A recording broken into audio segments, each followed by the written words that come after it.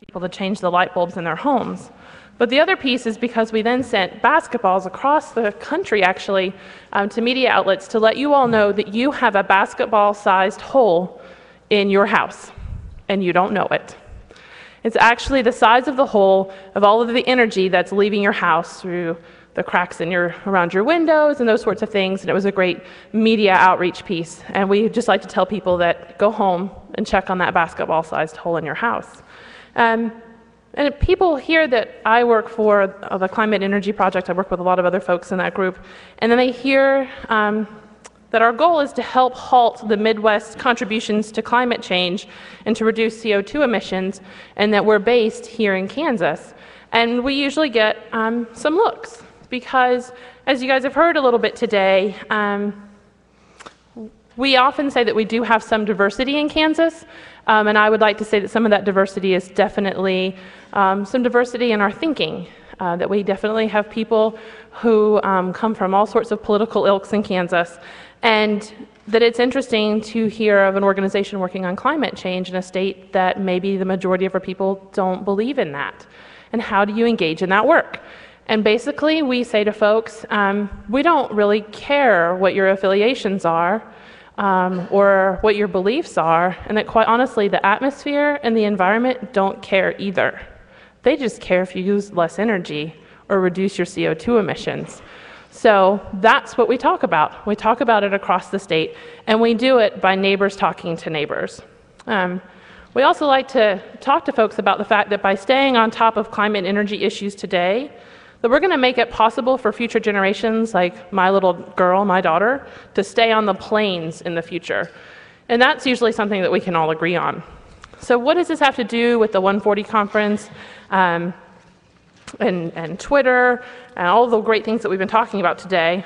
Well, the fact of the matter is that the reason why we haven't seen as much work on issues like energy efficiency in the Midwest is because, as we've talked about some today, we don't necessarily have the population centers that you see on the coasts.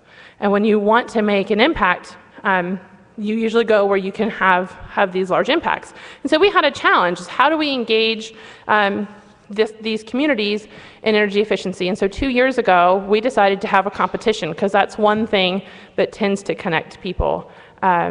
We like to compete. We have football teams that like to compete. We have farm shows where people like to compete, and that's something that we know about out here. So the Take Charge Challenge is a competition, a friendly competition between 16 communities across Kansas. They're done by region. And just to let you know, that range, I think our smallest community is Hoxie, which is up in northwest Kansas. It has under 1,100 people. And our largest community is Lawrence, Kansas, at around 90,000 people. So for Kansas, that's a pretty big range. If you live elsewhere, those might all be considered small towns. And so we got started in this competition. These communities signed up to be a part of it, and they wanted to compete to see who could save the most energy by engaging in energy efficiency. They're led by volunteer groups in their communities, and 4 communities are going to win $100,000 for renewable energy projects and energy efficiency projects in their towns. So that's kind of the quick and dirty of that piece, not as interesting. And for those of you who are still awake, now you get to hear the fun things. So we've been moving along, doing our work, and we decided that we really needed to engage social media, partially because we are covering all of Kansas, and we need to be able to reach out to all these communities, and there's no way we can be in all these communities all the time. So we work on having a Twitter account. You've probably heard a few stories about people who didn't know much about this, and honestly, we're really just using Twitter 1.0 kind of work here, because honestly, we still have dial-up. Like, we're not using any kind of high-tech stuff where there's no TweetDeck, there's no Hootsuite, there's none of this fancy stuff. We're just happy to get them to use a hashtag. Like, that's pretty high-tech for us. And at first, the staff of the organization were posting really great tweets, and then what happened was the people in these communities who were actually engaging in these competitions began to tweet. And as you probably know, that's when the magic happened. One of the first people who really on their own began to use the hashtag was K-State First Lady, K-State_First Lady, which is actually the president's wife. And if you're a K-Stater, they're very die-hard fans. They really enjoyed the fact that the president's wife got into the action. Manhattan is competing against Lawrence, Kansas, and they've got a pretty hot competition going on. And they've driven a lot of the action. And what's happened is that it's really become focused mostly on the easiest action you can take to reduce to increase energy efficiency in your home, and that's changing out your light bulbs.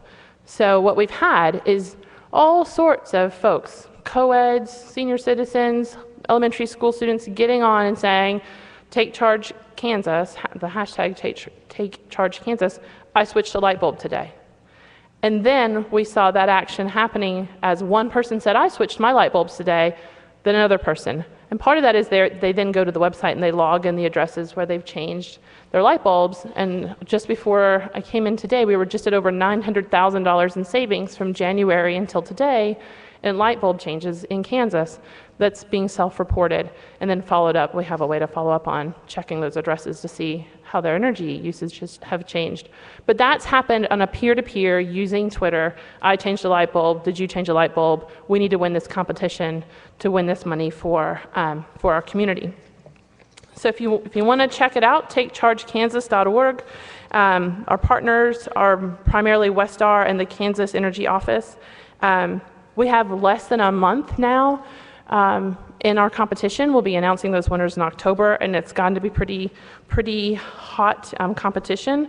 But one of the things that was interesting in talking to some of the people who've been a part of using the social media was the comment that we're all the same size on Twitter, talking about their communities. That for that small town in northwest Kansas, of which there are several, that being a 1,000-person community made them feel like their impacts were just as large as the ones that were going on in Lawrence and Manhattan. And very quickly, just to let you know, I want you to hear what the impacts of these 16 communities have been. So far, from January to September 1st, for just a little Kansas pride here, these citizens have saved over 65.5 billion BTUs of energy from January until the end of August. If you want to know what 67.5 billion BTUs equals, that's over 12 million kilowatt hours of energy. That's 4,169 tons of coal that have not been processed. It's 11,646 barrels of oil that are not being imported. 540,357 gallons of gasoline that are not being burned. That's a real-time savings by making some energy efficiency changes in homes and schools and businesses here. So, congratulations. That was a very ominous, I wanted a happier sound for all their good work.